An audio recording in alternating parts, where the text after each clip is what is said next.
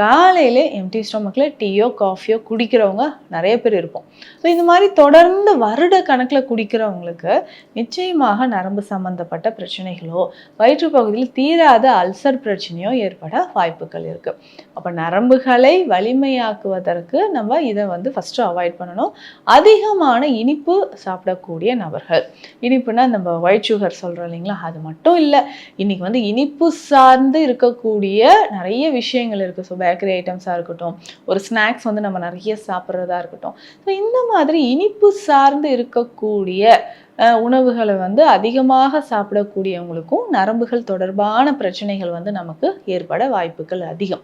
அதே மாதிரி அதிகமான ஒரு பய உணர்வோடு இருக்கிறவங்களுக்கும், எப்போவுமே ஒரு ஆன்சைட்டி ஃபியர் இருக்குது அப்படின்னு சொல்கிறவங்களுக்கும் நரம்பு சம்பந்தப்பட்ட பாதிப்புகள் ஏற்படுது.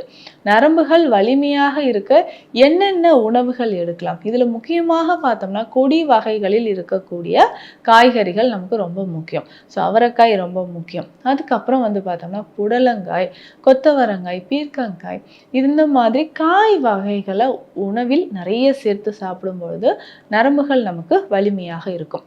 இதில் முக்கியமாக பார்த்தோம்னா கருப்பு எள்ளு, வேர்க்கடலை, கருப்பு உளுந்து, பருத்தி விதை, ஸோ பருத்திப்பால்லாம் நம்ம சாப்பிட்றோம் இல்லைங்களா, ஸோ அது சாப்பிட்டுக்கலாம். ஸோ இப்போ நான் சொன்ன விஷயங்கள் எல்லாமே நம்ம நரம்புகளுக்கு வலிமை சேர்க்கக்கூடியது.